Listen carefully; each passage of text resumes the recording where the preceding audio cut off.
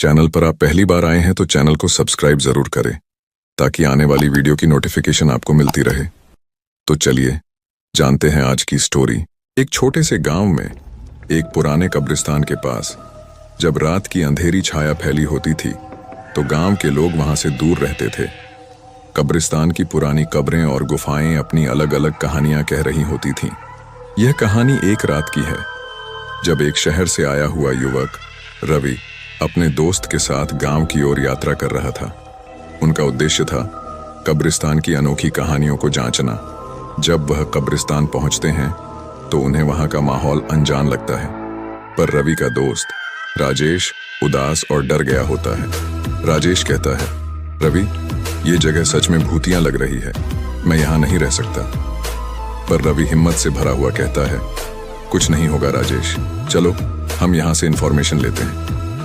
वह दोनों कब्रिस्तान के अंदर चले गए। उन्हें एक पुरानी कब्र नजर आती है जिसका दरवाजा खुला हुआ था। रवि कहता है, चलो यहां चलते हैं, शायद यहां से कुछ क्लूज मिले। राजेश डरता हुआ मना करता है, लेकिन रवि उसे पीछे नहीं छोड़ता। दोनों अंदर जाते हैं और दरवाजा बंद हो जाता है। अंदर अंधेरा था, लेकिन रवि के पास एक फ्लैशलाइट था। वह फ्लैशलाइट का इस्तेमाल करके आगे बढ़ते हैं, पर उन्हें अचानक कुछ सुनाई देता है। एक अजीब सी सिसकी सी आवाज आती है। राजेश का दिल कांप उठता है और वह रवि से कहता है, यहां से चलते हैं रवि, ये जगह सच में भूतियां हैं। पर रवि अभी भी क्यूरियस था। उसने राजेश को समझाने की कोशिश की, लेकिन राजेश तैयार नहीं था रुकने के लिए। वह दोनों आगे बढ़ते हैं, लेकिन उन्हें एक और दरवाजा मिलता है। दरवाजा खुला हुआ था और अंदर से कुछ आवाजें आ रही थीं। रवि दरवाजा खोलता है और दोनों अंदर जाते हैं। अंदर एक पुराना गुफा था जिसमें अंधेरा था, पर उनके पास फ्लैशलाइट की रोशनी थी जो गुफा को प्रकाशित कर रही थी। रवि कहता है, चलो यहां चलते हैं, शायद यहां से कुछ मिले।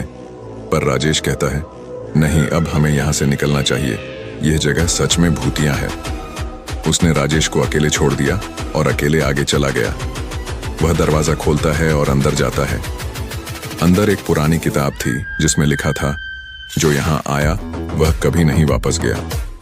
रवि और राजेश डर जाते हैं, लेकिन फिर भी उनका क्यूरियोसिटी उन्हें आगे बढ़ने पर मजबूर करता है। वह किताब को खोलता है और देखता है कि उसमें क्या लिखा है। रवि और राजेश डर जाते हैं। किताब में लिखा था, यह जगह एक भूतिया कब्रिस्तान है, यहां आने वाले कभी भी वापस नहीं जाते। अगर तुम यहां तक पढ़ रहे हो तो अब तुम भी इस कब्रिस्तान का हिस्सा बन गए हो। रवि का दिल दहल जाता है, लेकिन तब एक भूत की आवाज आती है।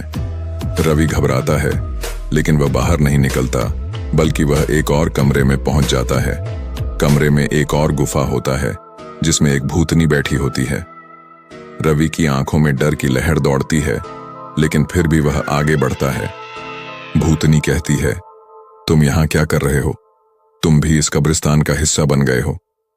रवि डर से कांप उठा, लेकिन फिर भी उसने अपनी हिम्मत जुटाई और भूतनी से कहा, मैं यहां से नहीं जाऊंगा जब तक मैं यह राज नहीं सुलझा लेता। भूतनी रवि को एक वरदान देती है कि अगर वह एक रात यहां बिताता है तो वह इस कब्रिस्तान से मुक्ति पा सकता है। रवि वरदान को मान लेता है और उस रात को कब्रिस्तान में बिताता है। रात के दौरान कई भूत उसे डराते हैं, लेकिन रवि अपने मकसद से हटकर नहीं जाता। सुबह होने पर रवि का वरदान पूरा होता है। उसने भूतनी से मिलते हुए कहा, अब मैं यहां से चला जाऊंगा। भूतनी मुस्कुराती है और कहती है, तुमने हिम्मत और साहस दिखाया है, अब तुम मुक्ति पा सकोगे। रवि कब्रिस्तान से बाहर निकलता है, पर उसका दोस्त राजेश वहां नहीं होता। रवि राजेश को ढूंढने लगता है, लेकिन उसे कहीं नहीं मिलता। वह गांव के लोगों से पूछता है, लेकिन किसी को राजेश के बारे में कुछ पता नहीं होता। रवि परेशान हो जाता है और वापस कब्रिस्तान जाता है, पर वहां कोई नहीं होता। कुछ दिनों बाद गांव के लोग एक दिन राजेश की लाश को कब्रिस्तान के पास मिलते हैं। रवि को दुख होता है और वह समझता है कि कब्रिस्तान का राज और भयानक है। राजेश की मौत रवि को दिखाती है कि कब्रिस्तान से खेलने की कीमत कितनी भारी हो सकती है। रवि वापस अपने शहर चला जाता है, लेकिन उसके मन में कब्रिस्तान की कहानियां हमेशा रहती हैं। वह जानता है कि उसने एक भूतिया सफर किया है जिसे वह कभी भूल नहीं सकता। उसने अपने अनुभवों को एक किताब में लिखकर लोगों के साथ साझा किया ताकि कोई और भी उस जगह से दूर रहे। इस कहानी से हमें यह सीख मिलती है कि कभी भी अनजान जगहों में मत जाना, क्योंकि वहां कुछ भी हो सकता है। भूतिया कब्रिस्तान एक ऐसी जगह का उदाहरण है जहां भूत, भूतनी और आत्माएं हमारे लिए खुल जाती हैं, लेकिन उस दुनिया से निकलना मुश्किल हो जाता है। डर और क्यूरियोसिटी एक दूसरे के साथ जुड़ा हुआ है और कभी कभी वह हमें खतरनाक स्थितियों में डाल सकता है। आशा करते हैं कि ये कहानी आपको अच्छी लगी होगी। कहानी आपको अच्छी लगी हो तो चैनल को सब्सक्राइब जरूर करें।